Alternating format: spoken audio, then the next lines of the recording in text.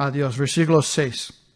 Entonces bendijo entonces Esdras a Jehová, Dios grande. Y todo el pueblo respondió, amén, amén, alzando sus manos, y se humillaron y adoraron a Jehová, inclinados a tierra.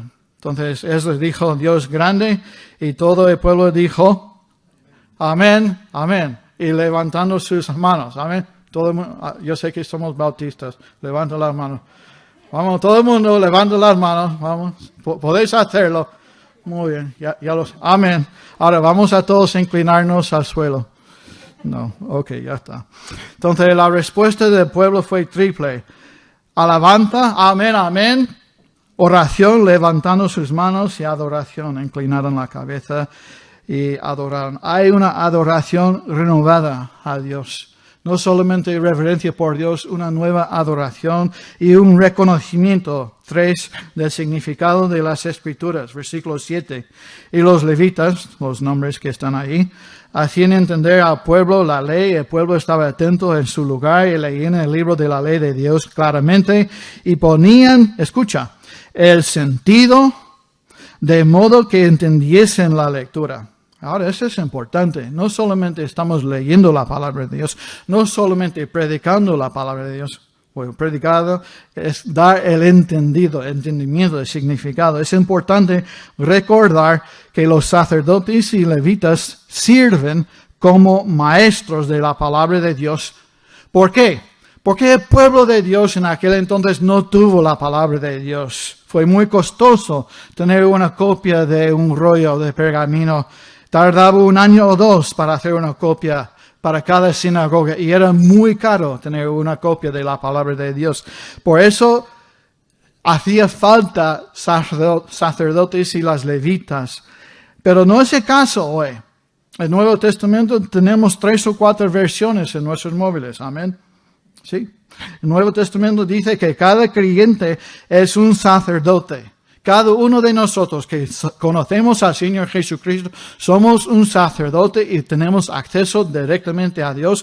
Podemos entender la palabra de Dios, podemos orar directamente a Dios. No hace falta un sacerdote hoy día porque nosotros somos sacerdocio, pueblo. Dice en el Nuevo Testamento, responsable por mí mismo, por ti mismo, responsable para entender la palabra de Dios. Eso sí, con la ayuda de otros maestros y pastores cuando hace falta.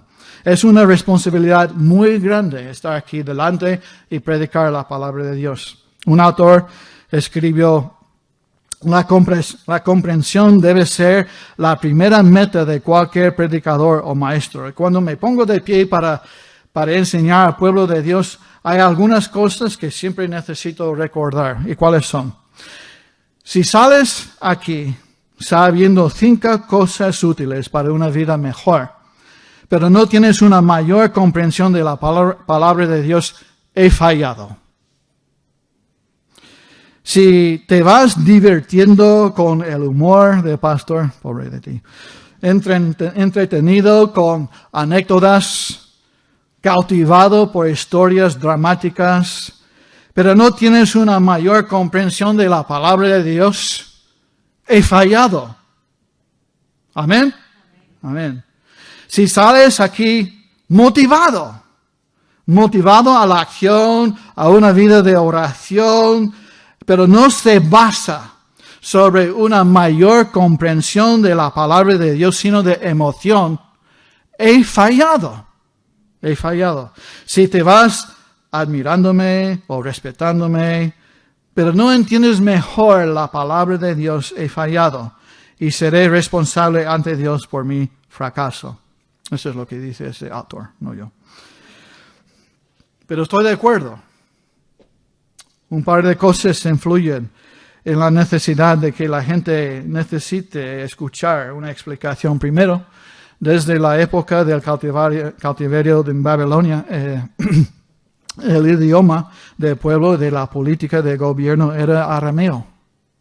¿En qué está escrito el Torah? ¿Hola? Hebreo. El Torah está escrito en hebreo. La gente habla arameo, por eso necesita a alguien para explicar. Tanto arameo como hebreo son lenguas seméticas, tal vez si puedes entender la diferencia entre español y portugués. Las mismas letras tienen sonidos muy similares, pero son diferentes. Es verdad. Otra razón, incluso para aquellos que hablaban hebreo, hubo cambios en el idioma. El idioma había sufrido algunos cambios desde los días de Moisés. Claro que sí. Ya ha pasado 1000 años. No es tan malo tener una traducción más nueva de la Biblia. No porque la Biblia cambie, sino porque el idioma cambia. Siempre y cuando la traducción es fiel al original. Yo tengo un buen ejemplo en mi oficina. No sé si puedes ver esto. Esa es una página genuina de la Biblia del Oso de 1569. Yo tengo una página en mi despacho. Y también de la Biblia de King James de 1611. Tengo una página de cada uno. Y son tan antiguos que la mayoría de la gente no entiende la lectura. Tendría dificultad en reconocer el español y mucho menos para entender lo que dice. Por eso los sacerdotes y las levitas están ahí enseñando al pueblo. ¿Me entendéis lo que quiero decir? Había cambios. Y primero hubo una lectura pública de la palabra, seguido de una exposición de significado. La palabra de Dios se lee y se explica. Nada más, pues se aplica. Un conocido maestro de la Biblia estuvo en el vestíbulo de la iglesia Moody de Chicago un domingo después de entregar su mensaje. El lugar donde se encontraba estaba parcialmente oscurecido por un gran pilar y escuchó a una dama bien vestida decirle a su amiga: bueno, no creo que sea un gran predicador, porque todo lo que hizo fue explicar la Biblia. Amén, amén. Qué halago más grande, porque sabemos que la palabra de Dios es suficiente. Donde los levitas dieron a su audiencia el significado de las palabras, de los pasajes, de modo que resultó en comprensión. Y esta es la razón por qué predicamos mensajes expositivos. Me gusta ir versículo por versículo, capítulo por capítulo, porque lo que Dios ha prometido bendecir y lo que más ha usado a través de los siglos es la enseñanza y la predicación de su palabra, no de las ideas y de fiestas. Yo puedo predicar sobre la actualidad, yo puedo predicar sobre enfermedades, yo puedo predicar sobre nuestra reacción a COVID, pandemias, yo puedo predicar sobre racismo, yo puedo predicar sobre todas esas cosas, pero no quiero. Quiero predicar la palabra de Dios. Amén. Y lo demás podemos aplicar a nuestras vidas. Es importante. Un momento. Es importante saber lo que dice la palabra de Dios. Pero es aún más importante entender lo que dice la palabra de Dios. La palabra de Dios tiene poder, pero no es mágico. No es magia. Debe entenderse antes de que pueda entrar en el corazón y hacer su efecto. Para aplicar correctamente la palabra de Dios debemos interpretarla correctamente. Para interpretarlo correctamente debemos comprender lo que el autor quiso decir a las personas a las que le estaba escribiendo en el contexto en ese día. No se puede enseñar la Biblia con precisión, claridad y aplicación adecuada si simplemente lees un texto y dice lo que se le ocurre al predicador. Bueno, yo creo que eso quiere decir... No, he conocido a algunos predicadores decir que no tienen que estudiar, no tienen que ir al seminario, porque la Biblia dice en Lucas: no os preocupéis por cómo o qué habréis de responder o qué habréis de decir. Y el Señor, el Espíritu Santo, pondrá en mi corazón, en mi mente, lo que tengo que decir. Me voy a poner ahí en el púlpito con mi Biblia y voy a predicar. He conocido predicadores así, que no tienen preparación y dice tonterías, sus opiniones y no la palabra de Dios. Se ha dicho correctamente, el texto sin contexto es solo un pretexto. La palabra fue expuesta de tal manera que las personas pudieran aplicarla a sus propias vidas. Esa es la esencia de la predicación expositiva. Bien, vamos a la segunda parte del mensaje. Tenemos 6 horas, ¿verdad? Amén. Vamos a ponernos de pie. Regocijarse en la palabra. Regocijarse. Leerlo. Regocijarse en ello. Regocijarse en la palabra de Dios. Versículos 9 a 12. Primero, el efecto de esto, toda esa predicación fue un golpe en sus corazones, en su espíritu, remordimiento por el pecado. Versículo 9. Nehemías, el gobernador y sacerdote Esdras, escriba, y los levitas que hacían entender al pueblo, dijeron a todo el pueblo: Día santo es a Jehová nuestro Dios. No os entristezcáis ni lloréis, porque todo el pueblo, ¿qué? Lloraba, oyendo las palabras de Dios, de la ley. Señor, hemos pecado. Hemos olvidado tu ley. No hemos cumplido todo este tiempo, Señor. La renovación espiritual de la gente comenzó con un desafío en su mente, pero luego le afectó sus emociones, empezaron a llorar. La primera respuesta de la asamblea fue de convicción y dolor. ¿Por qué estaban llorando? Porque sabían que eran culpables. Habían hecho exactamente lo que la ley había predicho. Estaban pensando en todos esos años desperdiciados y perdidos que habían vivido sin la guía de la palabra de Dios y sin la bendición de Dios. Y la ley nunca tuvo la intención de salvar al hombre, solo para traer convicción y convencer de la necesidad de ser salvos y señalarnos a Jesucristo, el Salvador. Dice Gálatas 3:24. De manera que la ley ha sido nuestro ayo para llevarnos a Cristo a fin de que fuésemos justificados por la fe. El propósito de la ley, sí, es para traer convicción, para enseñarnos que estamos mal con Dios. Pero la ley nos salva, la ley nos lleva al Salvador. Amén. Entonces, remordimiento, pero luego también regocijo en la comunión restaurada. Versículo 10. Luego, y comer grosuras, beber vino dulce, enviar porciones a los que no tienen, porque día santo es a nuestro Señor. No os entristezcáis. Y versículo 10, muy importante. Porque el gozo de Jehová es vuestra fuerza. La secuencia aquí es muy importante. Si uno quiere tener gozo, ¿qué tiene que hacer primero? Leer la palabra de Dios, entender la palabra de Dios, tener convicción, luego limpieza y luego celebración. La palabra de Dios trae convicción y conduce a arrepentimiento, pero también la palabra de Dios trae gozo. Amén. El secreto de gozo cristiano es creer lo que Dios dice en su palabra y actuar en consecuencia. Ahora, porque el gozo de Jehová es vuestra fuerza. ¿Qué quiere decir eso? La alegría del mundo es temporal, artificial. Todo lo que el mundo ofrece es artificial. Amor, gozo, paz.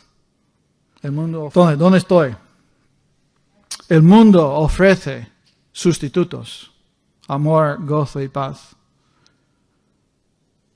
Cosas que no llegan. Dios ofrece amor verdadero, gozo verdadero, paz verdadera. El mundo ofrece sustitutos baratos, artificiales, temporales. Y cuando el gozo desaparece, la gente se queda con una debilidad y un vacío aún mayor.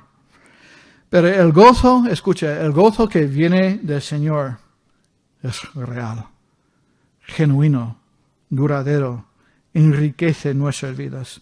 Dios no nos da gozo en lugar de dolor, o gozo a pesar de dolor, sino gozo en medio de dolor. No es una sustitución, es una transformación. Y eso nos lleva a la última parte de la palabra de Dios, que ya hemos leído, obedecer la palabra. ¿Qué hemos dicho hasta aquí? Punto número 1. ¿Qué es? Es que, pastor, no estuve escuchando. Punto número 1, leer la palabra de Dios. Número 2, regocijarse en la palabra de Dios. Número 3, obedecer la palabra de Dios. Qué fácil es el mensaje hoy y qué difícil es. Qué difícil. Mientras que la renovación espiritual comienza con el conocimiento de la palabra de Dios y está diseñada para tener ese efecto en nuestras emociones. La palabra de Dios debería afectar nuestras emociones, debería afectar nuestras mentes, debe convencernos, producir cambios. No tiene un efecto duradero a menos que afecte nuestra voluntad. Nuestra voluntad. Los párrafos, los versículos al final aquí de este capítulo muestran el deseo de la gente de conocer y hacer la voluntad de Dios en su vida. Me encanta Salmo 40, versículo 8. El hacer tu voluntad, Dios mío, me ha agradado y tu ley está en medio de mi corazón. Salmos 143, 10. Enséñame a hacer tu voluntad porque tú eres mi Dios. Tu buen espíritu me guía a tierra de rectitud. Entonces, ¿cómo pueden ser nuestras las bendiciones de la renovación espiritual? Bueno, aquí tenemos la conclusión. Sometiéndonos enteramente a recibir la enseñanza de la palabra de Dios. Número 2, permitiendo que la Escritura penetre en nuestro pensamiento, que cambie nuestras emociones y que dirija nuestra voluntad. Mente, corazón, voluntad. La palabra de Dios debe cambiar todo eso. Debe dejarlo entrar, entenderlo, debe afectarte, debe cambiarte. La palabra de Dios. Pensamiento, emoción y voluntad. Y solo si ponemos en práctica lo que nos ha enseñado en la Biblia, el bienestar espiritual, mental, emocional, puede convertirse en parte de nuestra experiencia. Esta semana hemos visto cómo se hizo esto en ese capítulo 8. Esta semana de leer la palabra de Dios. Y en el capítulo 9 vamos a ver cómo se mantendrá lo que en capítulo 9, esa nueva actitud, esa renovación. Pero hermanos, termino con esto. Hay un libro. Tenemos el libro sobre todos libros, la Biblia, la pura verdad de Dios. Es más importante que cualquier otra cosa que puedes leer o estudiar durante la semana. Es más importante que los exámenes. Es más importante que las oposiciones. Es más importante que cualquier otra cosa. Y debemos dedicar más tiempo a la palabra de Dios y tener hambre y sed de la palabra de Dios. Es algo emocionante y sorprendente ver cómo el mundo busca respuestas en cualquier otro lugar. Pero no vale. Y nosotros como cristianos creemos en algo que el mundo le encantaría creer, ¿no creen? Les asombra nuestra fe, les asombra nuestra actitud. Pero nosotros como cristianos creemos en algo que la gente del mundo encuentra asombroso. He escuchado muchas veces, ojalá tuviera la fe como tú, pero no la tengo. La fe viene por el oír por la palabra de Dios. Así es. Creemos que hay un Dios que ha hablado y que no ha tartamudeado o equivocado. Hay un libro y mi deseo hoy y para siempre es que seamos un pueblo del libro, que seamos un pueblo, personas del libro. El Evangelio enseña que Dios es un Dios de paciencia, de amor y de misericordia. Dio a su pueblo otra oportunidad aquí en Nehemías de arrepentirse, de volver a buen camino. Y tú tienes una oportunidad, si no conoces a Dios esta mañana, de arrepentirse, si no tienes una relación con Él. Dios es tan amoroso, tan lleno de misericordia. Mandó su Hijo Jesucristo a este mundo a morir en la cruz para salvar a pecadores miserables como tú y yo. Y tú tienes una oportunidad. Dios quiere salvarte.